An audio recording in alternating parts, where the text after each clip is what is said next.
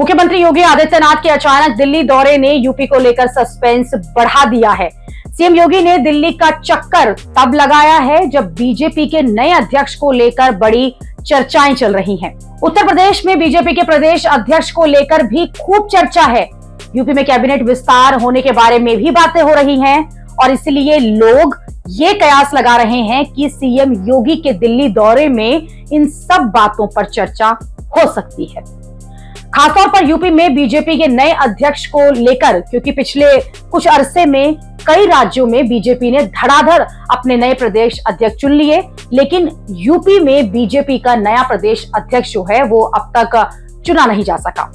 दूसरे राज्यों में बीजेपी के प्रदेश अध्यक्ष इसलिए दनादन चुने गए क्योंकि बीजेपी के जो राष्ट्रीय अध्यक्ष का चुनाव होना है और उसके लिए बीजेपी के संविधान के मुताबिक जरूरत होती है कि ज्यादातर राज्यों में संगठन के चुनाव हो जाए। अब अगर उत्तर प्रदेश में बीजेपी का नया प्रदेश अध्यक्ष बनाए बिना बीजेपी के नए अध्यक्ष का चुनाव हो जाएगा तो इससे मैसेज जो है वो गलत जाएगा और हो सकता है कि बीजेपी के अंदर टकराव चल रहा है। इसलिए कोशिश ये की जा रही है कि यूपी में बीजेपी का प्रदेश अध्यक्ष पर सहमति बन जाए।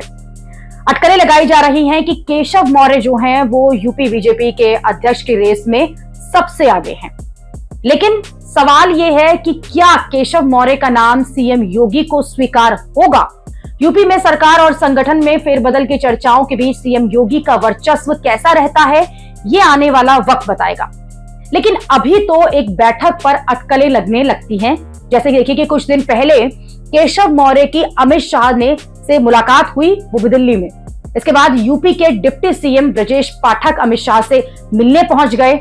केशव मौर्य और ब्रजेश पाठक का अमित शाह से आकर मिलना और फिर सीएम योगी का अचानक दिल्ली के दौरे पर आना, ये सब बता रहा है कि यूपी में बीजेपी की राजनीति के अंदर जबरदस्त हलचल मची हुई है और कुछ बड़ा होने वाला है।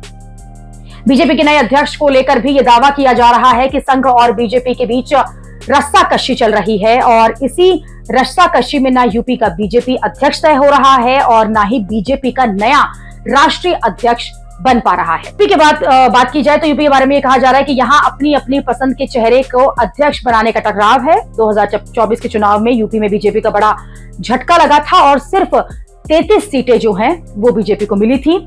इसलिए पार्टी की कोशिश होगी कि बीजेपी का जो नया अध्यक्ष और प्रदेश का जो नया अध्यक्ष है उसके बीच में संतुलन से उसे चुना जाए, जिससे कि यूपी में बीजेपी को फिर से ताकतवर किया जाए और फिर 2027 के चुनाव में दमखम से पार्टी उतरे। सीएम योगी के लिए सियासी तौर पर यह थोड़ा सा मुश्किल वक्त चल रहा है क्योंकि कई लोग दिल्ली के निशाने पर हो सकते हैं और इसी वजह से निशिकांत दुबे जैसे बीजेपी सांसद ने योगी के बारे में ये कहा, हिम्मत कर डाली कि योगी के लिए दिल्ली में कोई जगह खाली नहीं है। वोट योगी के चेहरे पर नहीं बल्कि प्रधानमंत्री मोदी के चेहरे पर मिलते हैं। दुबे ने तो यहां तक कह डाला था कि दूसरे नेता भी योगी से कम नहीं है, फिर चाहे फडणवीस हो, हिमंता बिस्वा शर्मा हो या फिर अमित शाह हो। कई लोग मान रहे हैं कि ये बीजेपी के अंदर नरेंद्र मोदी के बाद वर्चस्व और फ्यूचर की जो लीडरशिप है उसका टकराव है, जिसमें योगी का दावा कमजोर करने वाले खेला भी कहीं ना कहीं चलता दिख रहा है।